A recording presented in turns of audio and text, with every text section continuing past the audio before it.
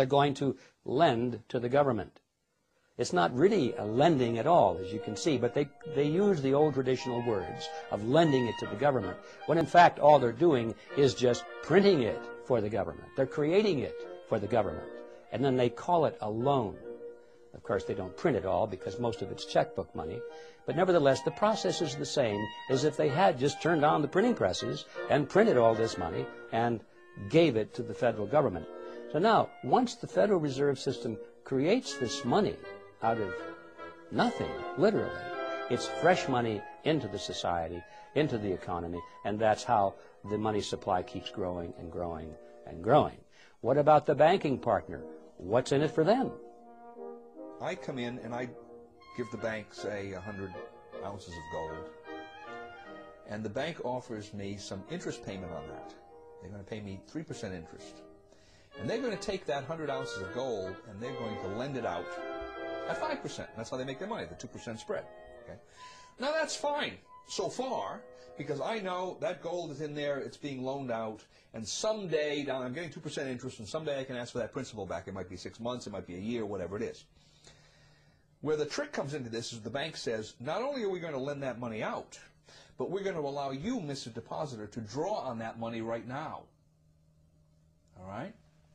Which means that they can't possibly be saying that I can draw 100% of that deposit when they've also loaned out 100% of that deposit. Now, maybe they don't loan out 100%, maybe they don't loan out 90% or 80%, but whatever it is. And that's the fractional reserve concept. They don't have enough reserves to pay out all of these obligations that they've made, especially with respect to paper currency, because usually that's the way it worked. Now, why do they do this? Well, they do this because they make money. Right? If I can loan out essentially more than I have in my reserves, by that difference I'm increasing interest payments.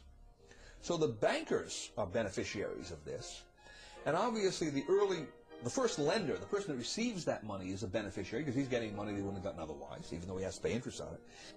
But then what happens down the line? This is the fascinating part about it. The market has set prices and wages on the basis of what it believes is the total amount of money that's in circulation.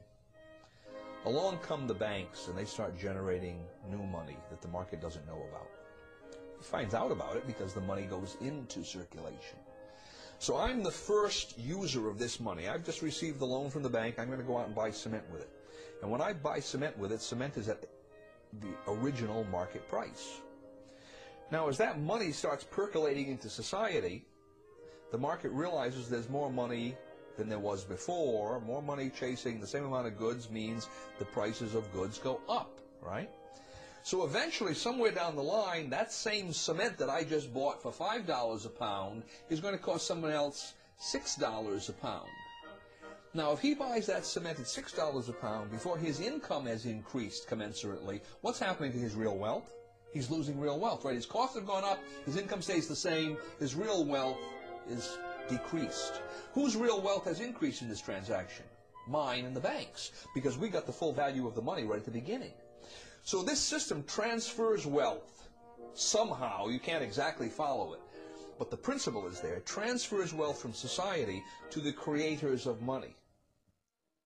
For every $1 billion that's put into the banks, I, as a commercial banker, can create an additional $9 billion and push them out into the economy as loans. Now that $9 billion based on the $1 billion, which itself was created out of nothing, all of it is just fiat money. It's created out of nothing, but the commercial banks get the bigger end of the deal, as you can see. They can create 9 for the private sector called loans, and these are genuine loans. And that is where our money comes from. That is how money is created. Every bit of it is created in this fashion. Every bit of it is based upon debt, and that debt creates money that literally has nothing behind it at all. Now this is how money is created in the Western world. And it's an amazing story. Only a very few people at the top know how money really comes into existence.